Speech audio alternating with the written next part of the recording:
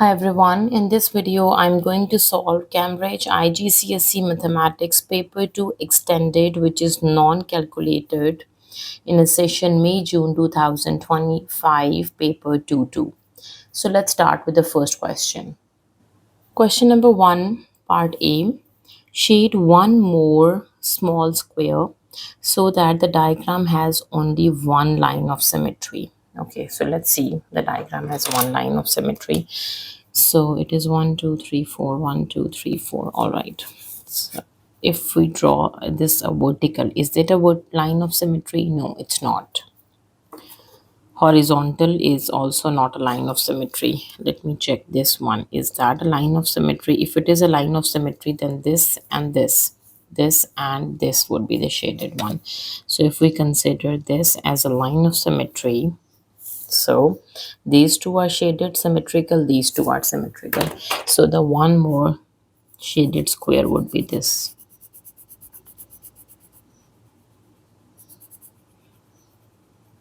All right. Now for part B, shade one small square, one more small square, so that the diagram has a rotational symmetry of order 2. So rotational symmetry of order 2, it means you have to fix a reference point on this shape. Let's fix this reference point or this reference point or this any reference point, and then you have to rotate the shape 360-degree, and you have to check how many times it will appear the same. So that would be the order of rotational symmetry. So if I can use a tracing paper for this, let me trace this shape with a black pen and show you guys.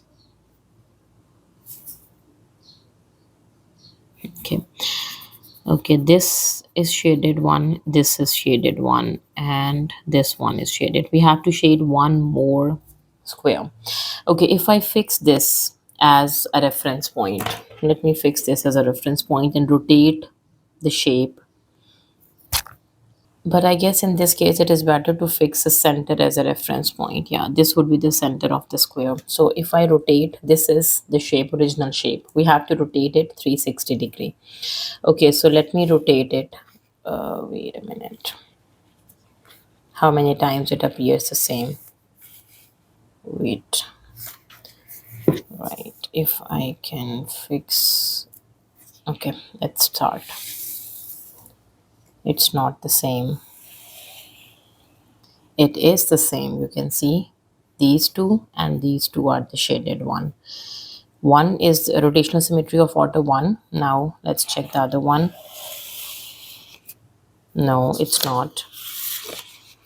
And now it is same, right? So when we rotate this shape, this square, 360-degree about the center, so it appears twice. It appears the same twice, so it has order of 2, and this square is the shaded one. Let me show you guys one more time. Okay, so if I shade this one as well, let's see, the order is 2. Okay, let's start rotating. Okay, rotate it. It's not the same. It's the same one time. Again, it is not the same. Now it is same second time, right? So when we rotate this shape 360-degree, it appears the same twice. So its order of rotational symmetry is 2. Question number 2, the scale drawing shows the position of two villages P and Q. The scale is 1 centimeter, represents 0.5 kilometers. Okay, the scale is mentioned to us. Now for part A, find the actual distance between the village P and the village Q in kilometers. We have to find the actual distance. Use a ruler for this. Actual distance first measure in terms of centimeters. All right, you guys can see P to Q, this is 8 centimeters. This actual distance in terms of centimeters is 8. Now use a scale which is given in the question that 1 centimeter is 0.5 kilometers according to the scale. What is 8 centimeter? Which is 8 times 0.5 kilometers. right? So if I can say we can do 8 times 5, this would be equals to 40, right? 8 times 5 is 40. So the question has one decimal place, right? The answer, this would be 8.0 times 0.5 kilometers. So this is just one decimal place. So the answer should be in terms of one decimal place, 4.0 kilometers. So we can say the actual distance is just 4 kilometers. Now for part B, measure the bearing of village Q from village P. From P, it means from north line of P till Q. This bearing we have to measure. For this, we have to use a protector. And let me measure that bearing. All right, so it starts from here. Okay, so if I extend this north line, oh, no need to extend it. Let me measure from here. It's 10 till 90, and then this is 110, I guess. Yeah, 110. That would be the bearing. 110 degrees. Question number 3. The diagram shows two straight lines. These are two straight lines intersecting two parallel lines. Find the value of x and the value of y. X and y. Okay. So there are two parallel lines and two straight lines, and they intersect at the point. Okay, let us visualize the situation. So if I can draw this, the two parallel lines, and just this line I'm going to draw. Okay, so this line, that angle is 65 degrees, and this angle is also 65 degrees, because these two are vertically opposite angles. Sorry, alternate angles. Yes, when two parallel lines are joined with one straight lines, then these two are alternate angles. They are exterior alternate angles.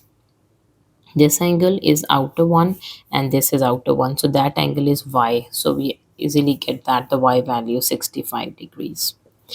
Okay, now let me figure out what is x. Okay, so again, let me use the two parallel lines, and this is one line. Okay, if this angle is 45 degrees, then this angle is also 45 degrees. These are corresponding angle.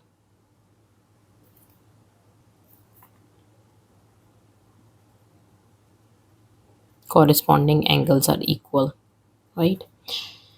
So these two are the corresponding angles. Okay, so it means this angle is 45 and this angle is 65, and these are two straight lines. So if this is a straight line, then angle on this straight line is 180 degree. It means the sum of x, 45 and 65, this would be equals to 180 degree. So x plus 5 plus 5 is 10, 6 plus 4 is 10, plus 1 is 11. This is 180 degree. Now x is from 180 degree, take away 110 degree. So x is just 70 degrees. I hope this makes sense now. Let me repeat it one more time. That first, to get the y value, I use a concept of alternate angles. Alternate exterior angles. All right. And then I use a concept of corresponding angles, that these two angles are corresponding. So, and then use a concept of angle on a straight line, add up to 180 degree to get x and y. Moving to question number 4. Samira picks one of these cards at random and replaces it. Okay, she picks one. Okay, number 1, find the probability that she picks an odd number. So how many numbers are odd? 1 is an odd number, 3 is an odd number, 5 is an odd number, and 7 is an odd number. 1, 2, 3, 4. So 4 numbers are odd out of 1, 2, 3, 4, 5, 6, 7. Out of 7, 4 numbers are odd out of 7. And that would be the probability. Moving to part B, Samira repeats this 35 times, right? Calculate the number of times Samira expect to pick an odd number. So the number of times we have to find the estimated one or the expected number. So the probability of odd is going to multiply with the number of times she repeated, right? 7 times 5 is 35, and we can say 4 times 5, that is equals to 20. So we can say 20 times Samira expect to pick an odd number out of 35 times. Question number 5, part A. Translate triangle T by the factors 0 and -2. 0 is the horizontal translation and -2 is the vertical translation. It means there is no horizontal translation, there is only vertical translation of 2 units down. Just do this. Here is a triangle T. Every vertex you have to move 2 units down, 1 and 2, 1 and 2, 1 and 2. So that would be the translation of a triangle T. So all the 3 vertices are moved 2 units down. This is new triangle T. Moving to part B, describe fully the single transformation that maps triangle T onto triangle U. Look at the triangle T onto U. Obviously, it is not an enlargement, not translation, not even a reflection. It is obvious that it is a rotation. Whether the rotation is clockwise or anti-clockwise, we have to check this. So it is a rotation. Okay. Okay. If I fix this base and rotate the shape. Okay. And if I fix this shape and rotate it, I guess it is anti-clockwise. Yes. Rotation, this is anti-clockwise, 90-degree. And the center of rotation is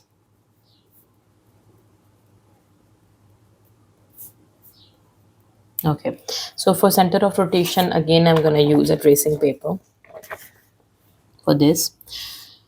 Okay, it is one of the separator, not a tracing paper actually. So let me trace the triangle T. The black marker is better. Yeah, here is a triangle T. Now we have to rotate the shape 90-degree anti-clockwise and fix any center, right? This is a direction of anti-clockwise. This is a clockwise, okay? If I fix origin as a center, what happened then? No, not origin. Okay, let me fix 1, 1 as a center. It's close, yes. Let me fix 2, 2 as a center. It's exactly the same, yes. So the center is 2 and 2. It is a rotation 90-degree anti-clockwise about the center, 2 and 2. Question number 6, part solve. Part A, we can say 8x is equals to 39 take away 7, right? So 8x would be equals to, from 9 take away 7, that is just 2, so it is 32. So what is x? X would be equals to 32 out of 8. And we know that 8 times 4 is 32. So x value is 4.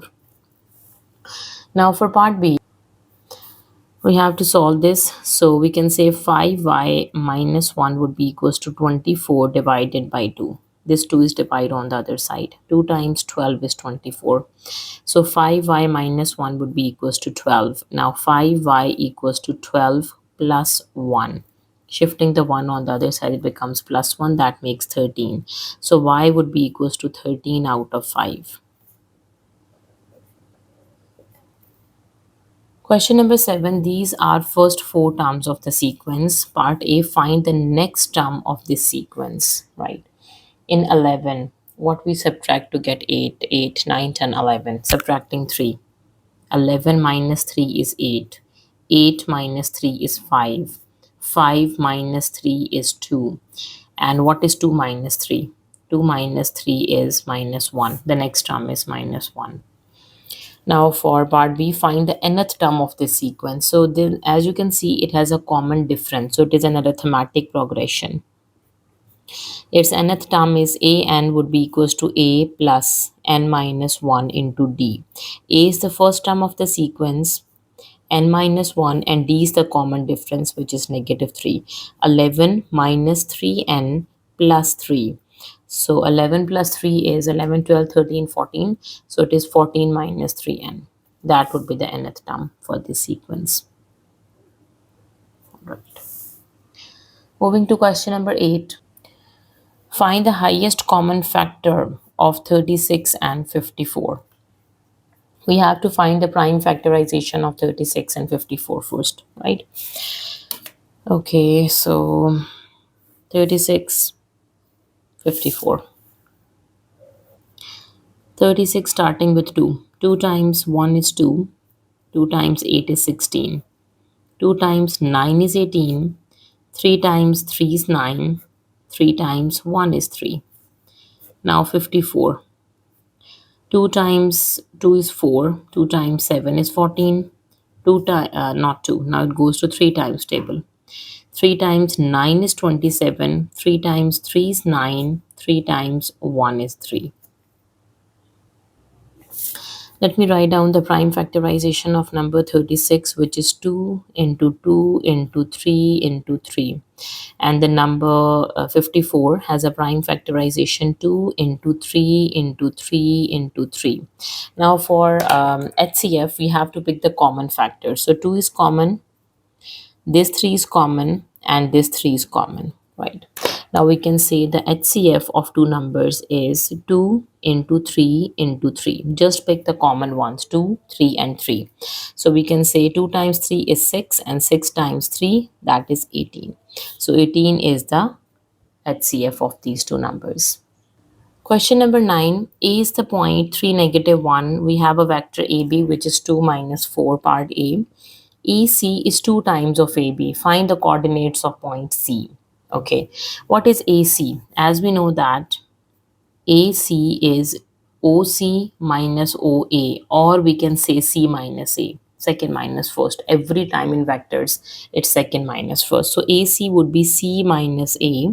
This is 2 times of AB. We have AB, we have A. We have to solve for C. So what is C? C would be equals to 2AB plus A. So C is 2 times of AB is 2 minus 4 plus point A is 3 minus 1. So if I simplify, the C would be equals to 2 times 2 is 4 and 2 times 4 is 8 and plus 3 and minus 1. So C would be equals to 4 plus 3 minus 8 minus 1.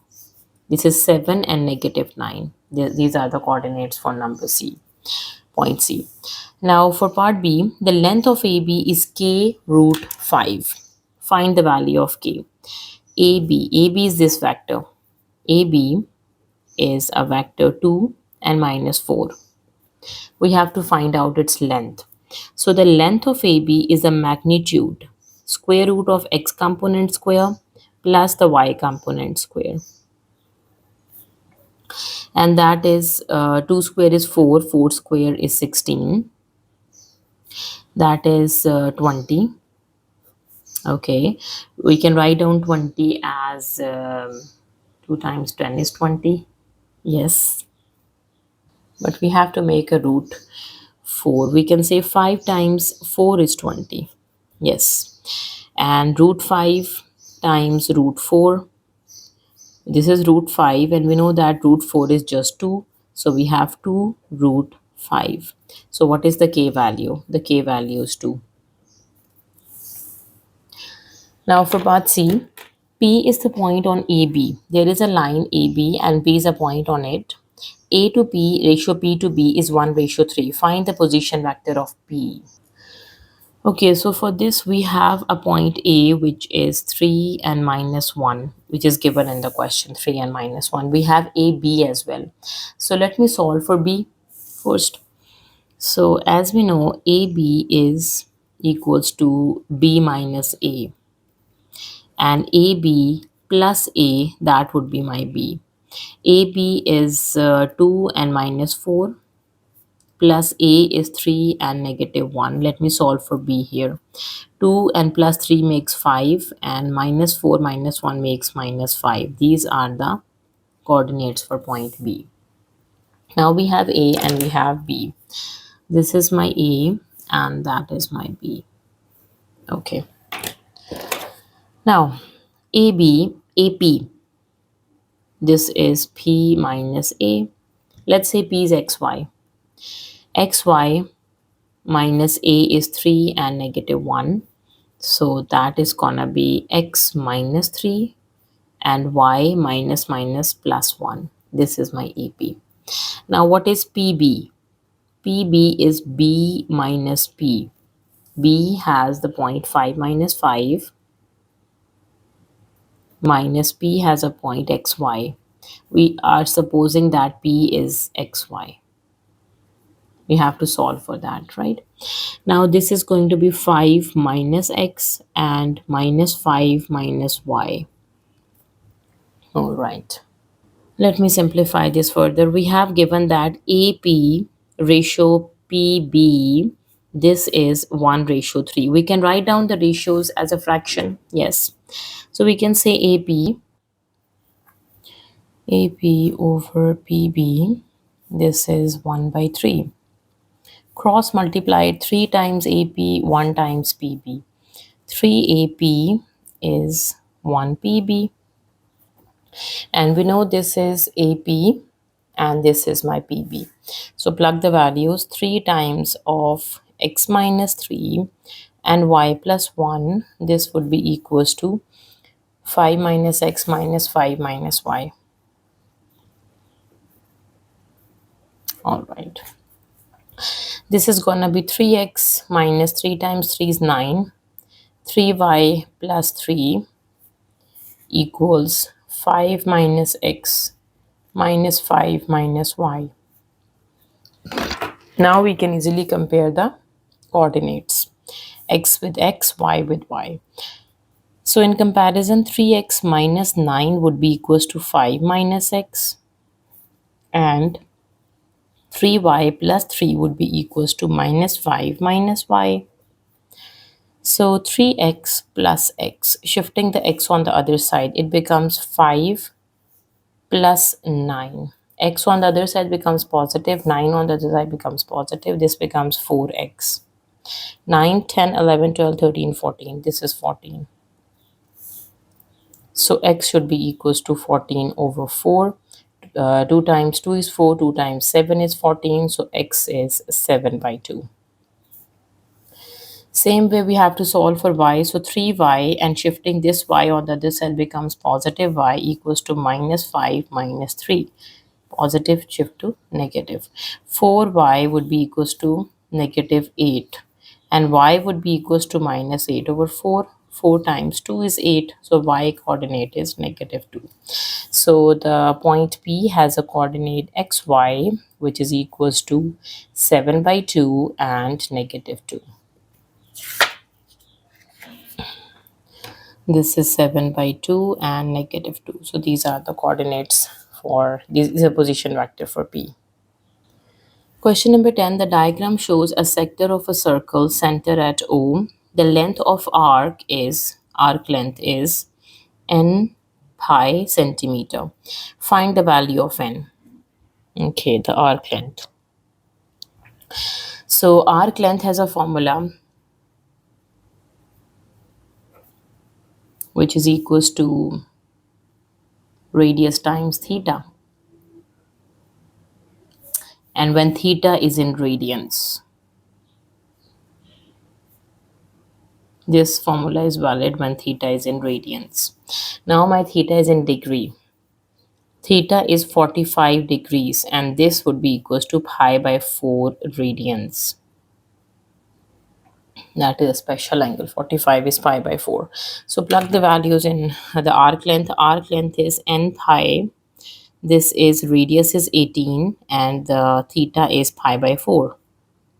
Pi is cancelled with pi, so what is my n? N value is 18 out of 4.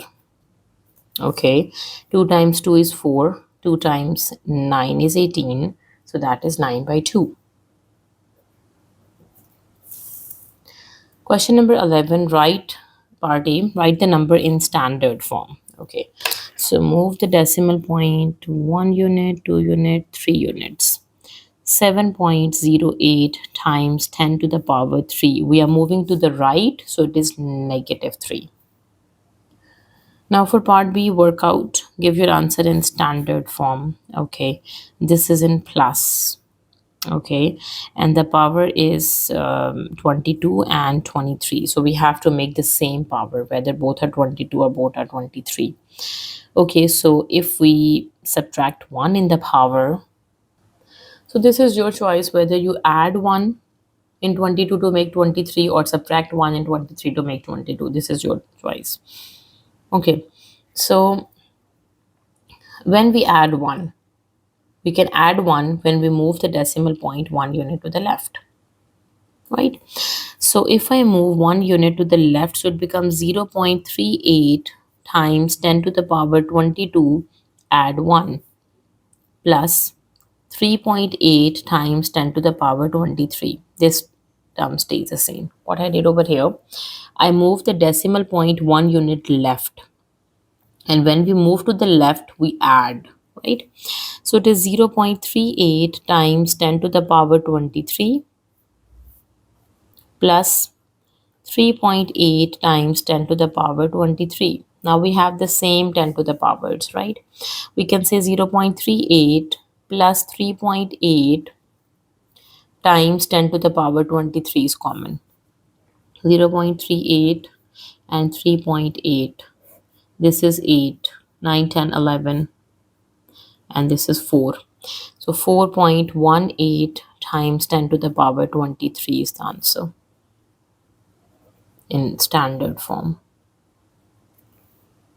Question number 12. P, Q, and R lies on a circle.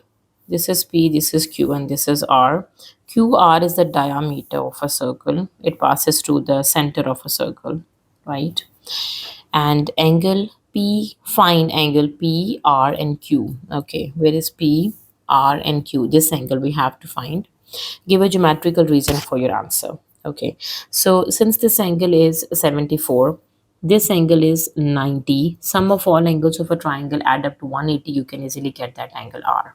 How this angle is 90? Now the question is, so the geometrical reason is, we know that triangle over the diameter is a right angle triangle.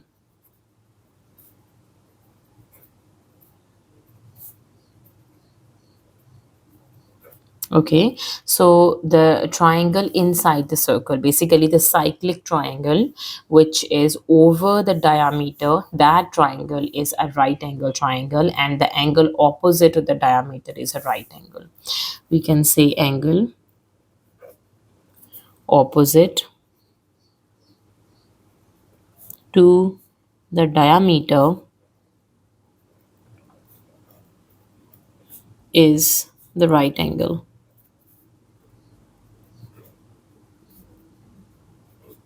Right, this implies the angle R, P, and Q, or Q, P, R, this is 90 degree. That is the first reason, right? Now the second statement is, we can say sum of all angles of a triangle add up to 180 degree. Sum of all angles of triangle adds up to 180 degrees. Now let me add up the angle P, which is 90. Angle Q is 74. We have to solve for angle R, and their sum is 180. So what is angle R? From 180, we have to subtract something. What thing we have to subtract? 90 and 74. This is 4. 9, 10, 11, 12, 13, 14, 15, 16. So 164 is going to subtract from 180. 180 minus 164. Here is 7 and here is 10. 10 take away 4 would be 6. And 7 take away 6 is 1 and we have 0. So that angle is 16 degrees. So we can say this angle is 16 degrees. All right. Question number 13, part A. 100 students solve a puzzle. The table shows information about the time taken by each student to solve the puzzle, time and the frequency. Number 1, work out an estimate of the mean. Mean is sum of fx divided by the total number of students. So the total number of students we know are 100. What is f? F is a frequency. And what is x? X is the midpoint of these intervals, right? So the midpoint of 20 and 40 is 20, 30, 40. So it is 30 is the midpoint. 40, 50 and 60. So 50 is the midpoint. 60 till 100. The midpoint is 80. 60, 70, 80, 90 and 100. So 80 is the midpoint of this interval. Okay, now let me solve f and x, the product. 30 times 30, 3 times 3 is 9, 0, 0. 4 times 5 is 20, 0, 0, these two zeros. 3 times 8 is 24 with two zeros. Okay, let me add them up, put into the mean. So the mean is sum of 900, 2000 and 2400 divided by 100 students. Okay, so let me add them up. So we have 2400, 2000 and 900. 0, 0, 9, 10, 11, 12, 13, 1 and 3 and we have 5, right? So it becomes 5300 out of 100. So cancel the two zeros, so the mean is 53 seconds.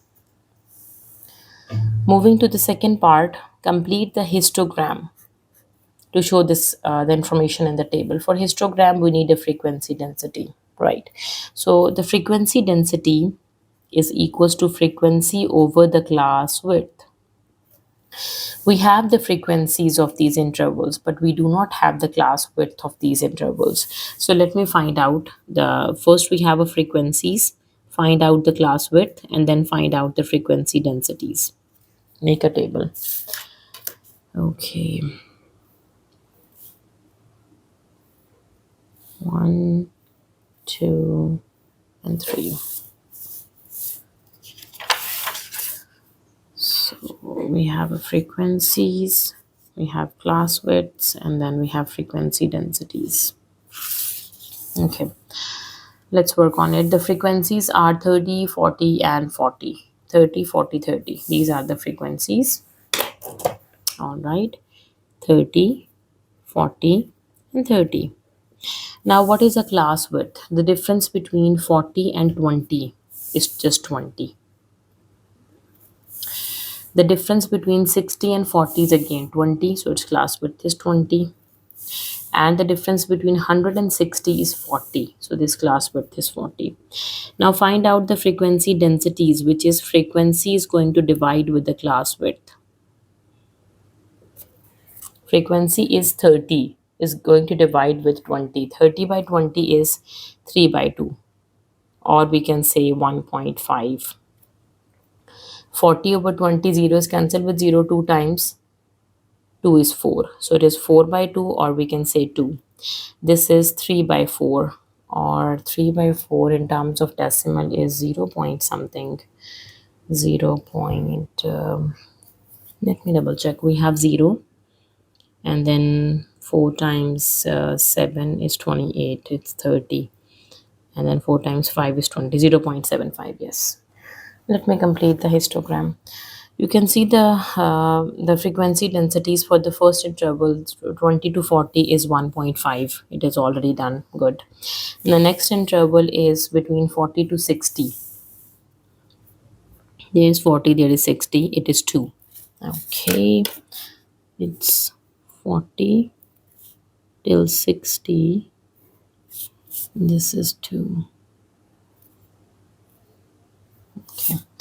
The last is 60 to 100 is the interval, the last interval. Its frequency density is 0.75.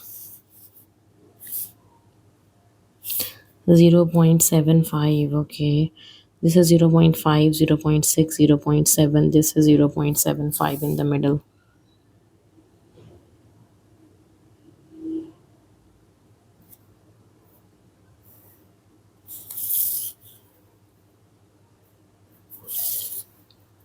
Okay.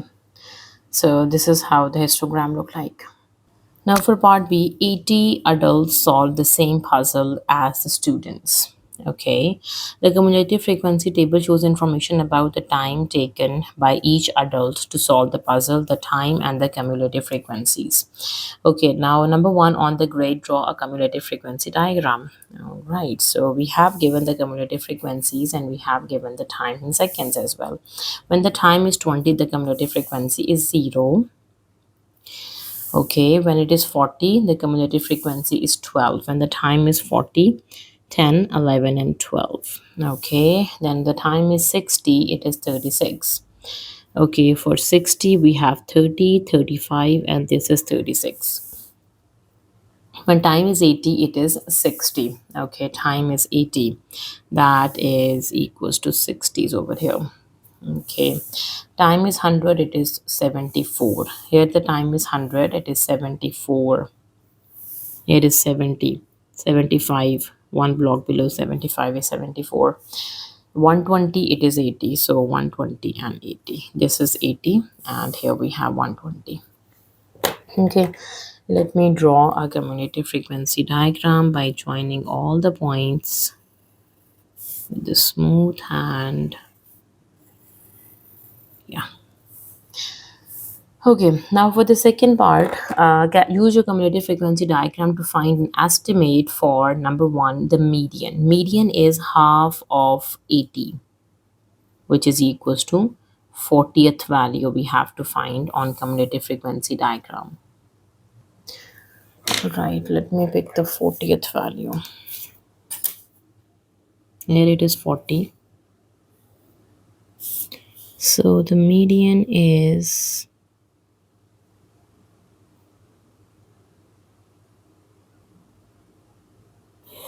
61.5.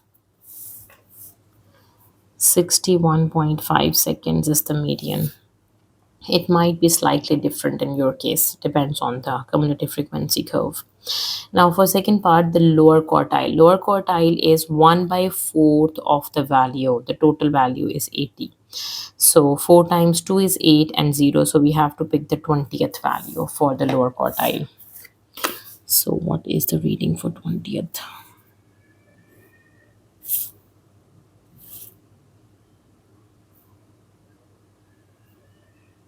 It is in the middle. Okay. Wait a second.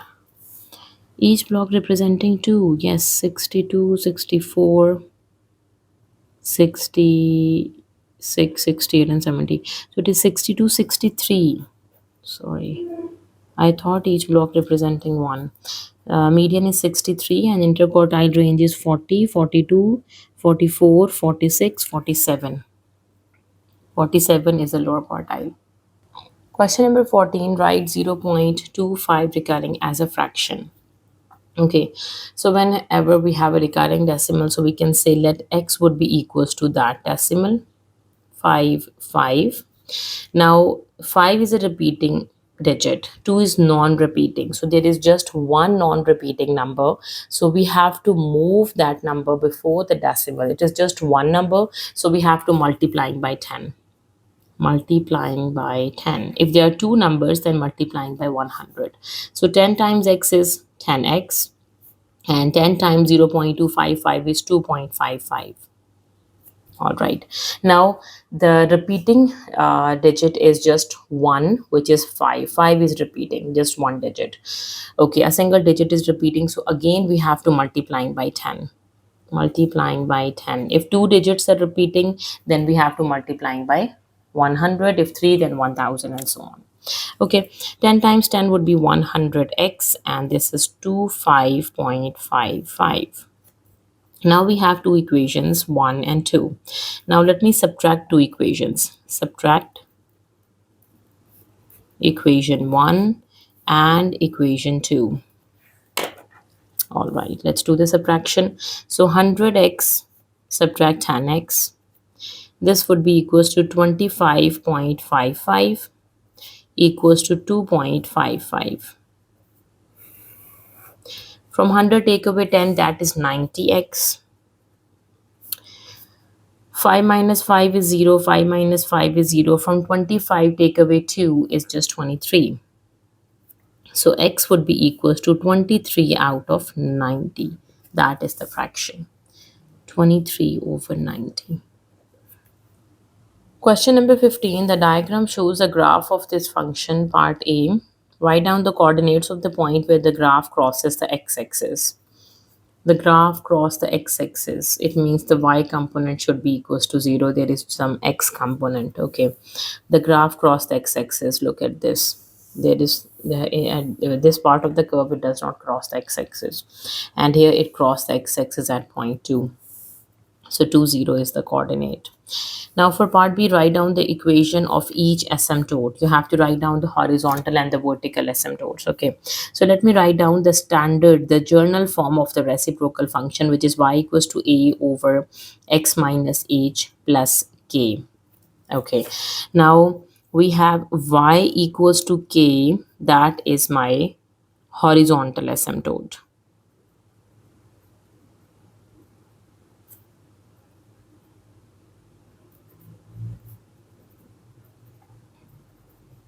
Okay, and on the other hand, when we have an equation x equals to h, this is my vertical asymptote.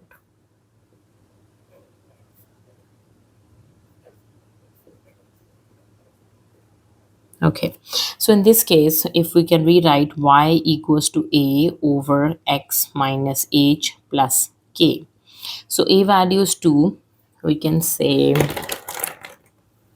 here y equals to 2 over x minus 0 minus 1. Okay, so what is my horizontal asymptote? Horizontal asymptote is y equals to minus 1. And my vertical asymptote is x equals to 0. So these are the equation of two asymptotes. Part C, by drawing a suitable straight line on the grid, solve these equations. Okay, so we can say 2 by x minus 1 equals to x. Shifting this x on the other side. As we know that 2 by x minus 1, this is equals to my y. So this means y equals to x is that suitable straight line. Let me draw this line y equals to x. Okay. When x is 0, y is 0, it's 1, 1, 2, 2, 4, 4, same. It is minus 2, minus 1, it is negative 4, negative 4. So y equals to x is this straight line. We have to find the x coordinates only. Okay, the x coordinate is minus 2. And here the x coordinate is 1. That is equals to negative 2 and 1. Question number 16. The diagram shows a solid made by joining a hemisphere to a cylinder. This is a hemisphere and this is a cylinder. The radius of both the hemisphere and the cylinder is 6 centimeter. The height of the cylinder is 5 centimeter. Find the total surface area of the solid. Give your answer in terms of pi. So the total surface area is basically the curved surface area of hemisphere, the curved surface area of a cylinder, and the base area of the cylinder. This would be the total surface area of a cylinder, a solid. So we can say the total surface area is curved surface area of hemisphere plus the curved surface area of cylinder plus base area of cylinder.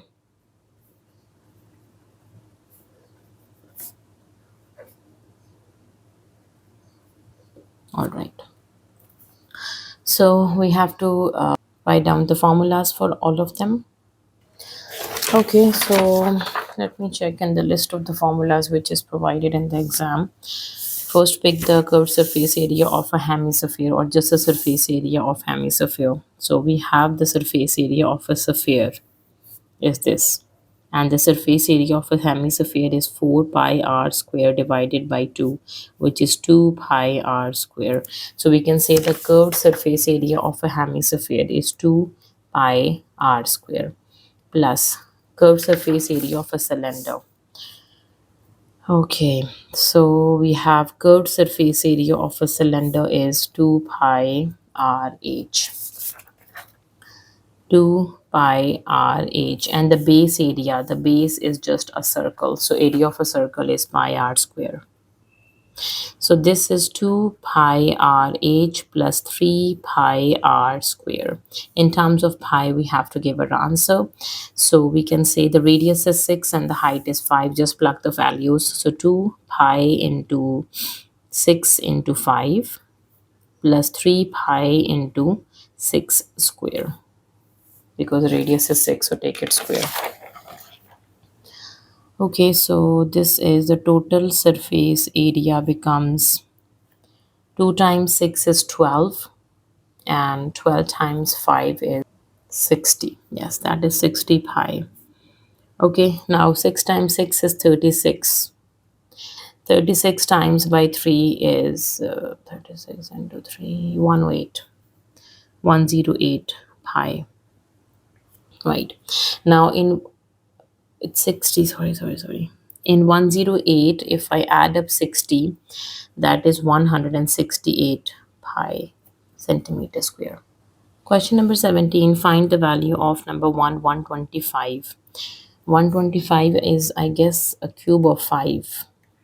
5 times 5 times 5 is 125. So 125 is 5 cube. So 5 cube and its power is 2 by 3. We can cancel the 3 with 3, so it is 5 square, which is 25. So the simplified answer is 25. Now we have 4 to the power of minus 5 by 2. We can write this down as 1 over 4 to the power of 5 by 2. Okay, and 1 over 4 is 2 square. 2 times 2 is 4 and 5 by 2, so 2 is cancelled with 2, so we have 1 over 2 to the power 5. This is 1 over 32. 2 to the power 5 is 32. Question number 18, we have part A is 9 over root 3. Rationalize the denominator, give you an answer in its simplest form. Okay, 9 over root 3. Rationalization is minus root 3 over minus root 3. All right. So we can say minus 9 root 3 over root 3 with negative sign its square. Negative is cancelled with negative. 9 root 3 over root 3 square is just 3. 3 times 3 is 9. So that is 3 root 3. So the simplified answer is 3 root 3. So in rationalization rule is you have to multiplying and dividing by the conjugate of the denominator, right? Moving to part B, find the value of C and the value of K. So basically we have to simplify this. Okay, 5 and minus root 2. Okay, so 5 is a product with 1 plus 3 root 2 and minus root 2 its product with 1 plus 3 root 2. So 5 times 1 is 5. 5 times 3 is 15 root 2 minus root 2 minus time plus would be minus 3 root 2 times root 2 is root 2 square. We have 5 plus 15 root 2 minus 1 root 2 minus 3 into 2, that is 6. 5 plus 15 minus 1 is 14 root 2 minus 2 times 3 times 2 would be 6. Okay, this would be minus 1 because 5 minus 6 is minus 1 plus 14 root 2. C plus K for root 2. So C is minus 1 and the K value is 14. Question number 19. Write as a single fraction in its simplest form. All right. It's a product. So a is cancelled with a. Okay, 3 times 1 is 3, 3 times 2 would be 6. We are left with 5 by 2 over here and times it by b. Yes, 5b over 2 is a simplified answer. Now it's in part B, we have addition. So for addition, we have to make the same denominators. So we can say 2 and 4, the common denominator is 4. So multiply by 2 to 2p over 2 times 2 is 4 plus 3t over 4. So 2p plus 3t divided by 4. 2p plus 3t over 4 as a single fraction. Okay, in subtraction, again they make the same denominators. So 2 is multiplying with the opposite denominator x plus 1, minus 3 is multiplying with the opposite denominator x minus 2, and in the denominator we have a product of the two denominators x plus 1 and x minus 2. All right, so this becomes 2x plus 2 minus 3x minus times minus is plus 6 over x plus 1 and x minus 2. Okay, 2 and minus 3 is minus x. 2 plus 6 would be 8. In the division, we have x plus 1 and x minus 2. This is a single fraction in its simplest form. Question number 20. Y is proportional to 1 over root x. Okay, number A, find x when x is 4, x is 9, y is 2. Okay, find the value of y when x is equals to 36. So we can write this down as y equals to some constant of proportionality k times 1 over root x. Let me solve for k. Y into root x, that is my k. Y value is 2 and the root x value is 9, which is 2 times 3, that is equals to 6. This is my k value. So we have done with k. So y equals to 9 over root x. When x is 36, solve for y. Y equals to 9 over root 36. 36 is a root of 6, 9 out of 6. 3 times 3 is 9, 3 times 2 is 6. So this is 3 by 2 or 1.5. Okay. Now for part B, when x is increased by a factor of 4, the value of y changed by a factor of p. Find the value of p. So when x is in, okay, we have an equation y equals to 9 into 1 over root x. It is given that when x is increased by a factor of 4, x is replacing with 4 times x, right? And y changed to a factor of p. Plug these values. Okay, so y would be equals to p, and we have 9 over root 4x. So p equals to 9 over root 4 is just 2, and then root x. So p would be equals to 1 by 2 is outside, and we have 9 over root x. This 9 over root x is the same as y, right? So what is that p value? Because y change, this is my y, which is 9 root x. 9 over root x, y changed by a factor of p. So the factor of p would be equals to, this is my p value. So p value is 1 over 2. This is the whole y, it changes to the factor of p. So that p, 1 by 2 and a factor with some y, right? So p value is 1 by 2. Question number 21. The diagram shows the graph of a cubic function. The graph crosses the x-axis at A, O, and B. The turning points of the graph are at P and Q. Number A, find the coordinates of A and the coordinates of B. Give your answer as exact value. Okay. A and B are basically the zeros, or we can say the x-intercepts, right? So we have y equals to, let's take x common. We have 3 minus x square.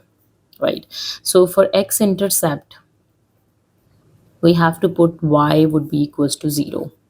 When y equals to 0, x into 3 minus x square, this is equals to 0, right? It means x value is equals to 0. Okay, and minus x square plus 3, this would be equals to 0. So minus x square would be equals to minus 3. Minus is cancelled with minus. So what is x? X would be equals to plus minus root 3. So here the a value is minus root 3 0. This point is 0 0, and this point is root 3 0. So the coordinates of a and the coordinates of b are minus root 3 and 0, and here we have root 3 and 0. All right, part b, number 1, differentiate this function. So y prime, this is, let's say, y. So y prime would be 3 and x derivative is just 1, minus x cube derivative is 3 x to the power 2. So 3 minus 3x square, that is the derivative. Okay, the second part, find the coordinates of P and Q. P and Q are the turning points, as we have given in the question that these are the turning points of the curve, right? So how can we get the turning points? So for the turning points,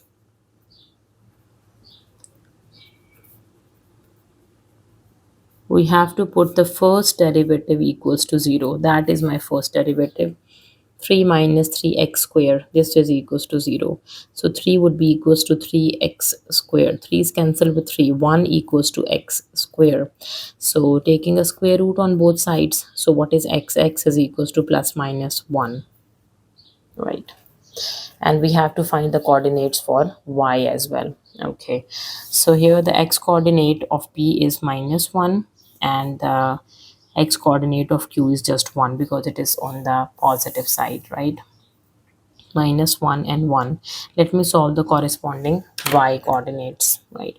So to get the corresponding y coordinates, plug into the curve, which is y equals to 3x minus x cube, y equals to 3 into 1 minus 1 cube. So, and we have y equals to 3 into minus 1 minus minus 1 cube. 3 times 1 is 3 and minus 1 cube is just 1, so that is equals to 2. Okay, and here we have negative 3, negative, and this is minus 1. Minus 1 cube is minus 1, it makes positive, so it is negative 3 and positive 1, so it is negative 2. Yeah, so P is minus 1 and minus 2, and Q is 1 and 2. These are the turning points, P and Q. Question number 22, part A, write down the exact value of tan 60. This is a special angle. So you must have to learn these special angle values for the trigonometric ratio. So tangent of 60 is root 3. So for this, you must have to remember what is sine, cos, tan for 0, 30, 60, 45, 90. These are the special angles. Part B, solve this equation for 0 to 360. Okay, we can say 2 sine x equals to 1, and sine x is equals to 1 by 2. So again, using the special angles between 0 to 360, sine of what equals to 1 by 2. As we know that sine 30 degree is equals to 1 by 2. So the first angle is 30 degree. And this equation says that sine is positive. And if we use the cast rule, if I show you what is the cast rule, C, A, S, and T. So in the first quadrant, we have 30, and sine is also positive in the second quadrant. So we do 180 minus that 30, which is equals to 150. Yes, so we can say sine of 150 is also equals to 1 by 2. So the other angle is 150. So for this quadrant, second quadrant, what I have done, I did 180 degree minus 30 degree. This is 150 degree. You will get the same angle. For second quadrant, we have the operations, we apply 180 minus that angle x, and here we do 180 plus that angle x, and here we do 360 minus that x. Right? Okay, but in this question we just need the second one. Okay, moving to question number 3. In the diagram, OA is parallel to BC. OA and B and C, they are parallel. Okay. BC is 3 times of OA. 3 OA. B to C is 3 of A because OA is a vector A. Okay. M is the midpoint of AC. A to C, M is the midpoint. Okay, so AM and MC is equal. The position vector of A is A and the position vector of B is B. OA and OB, all right. Find the position vector of M, O to M, in terms of AB in its simplest form. OM, we have to work with. What is OM? OM is OA and AM. So first solve for AM. Okay, if I have to solve for AC, A to C, AO, OB, BC. To move A to C, we follows the path of A to O first, then O to B, and then B to C. When we move A to O, it's negative A plus B and plus 2 plus 3A. Minus A plus B plus 3A. So this becomes 2A plus B. Okay, if AC is 2A plus B, A to C, AC is 2A plus B, then AM is half of it and MC is also half of it, right? Now let's move to the position vector for M. OM we have to work on. O to M, OA, AM. OA, AM. OA is a vector A and AM is half of AC, right? So 2A plus B and it's half. OM is A plus 2A over 2 plus B by 2. 2 is cancelled with 2. A plus B by 2. So this is 2A plus B by 2. That is the position vector of M in terms of A and B in its simplest form. Question number 24. The line intersect the curve at points A and B. Find the coordinates of A and B. Point of intersection of line and the curve. We can say x square, y equals to this and y equals to this. Compare the equation. X square plus 5x minus 12 equals to 7x plus 3. Shift all the terms to the left. Comparing the two x values. I did this. X square plus 5x minus 7x. Shift the 7x on the other side, it becomes negative. Minus 12 and shift the 3, it becomes negative 3 equals to 0. So x square minus 2x minus 15 equals to 0. 5 minus 7 is minus 2. Minus 12 minus 3 is minus 15. Okay, now let me apply the quadratic formula or factorization. Let's do the factorization because 1 times 15 is 15. What are the factors of 15?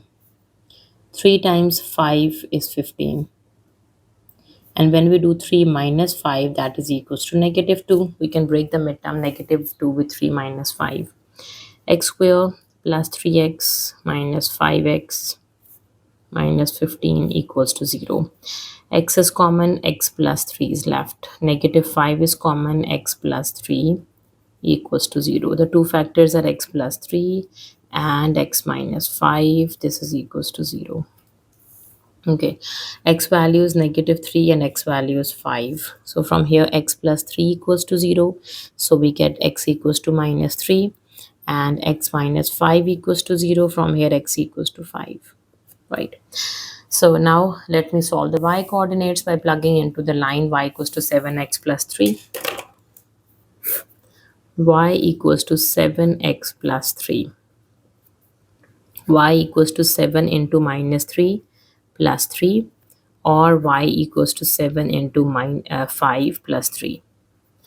Okay, 3 times 7 is 21. Negative 21 and plus 3 is 9, 18, 19, 20, 21. That is negative of 18. And 7 times 5 is 35 plus 3. That is 38. So these are the points of intersection. These are the coordinates for A and B. So that was the last question of our paper. If you have any queries, please let me know in the comment section, and please subscribe to my channel. Thank you for watching. See you next time. Take care.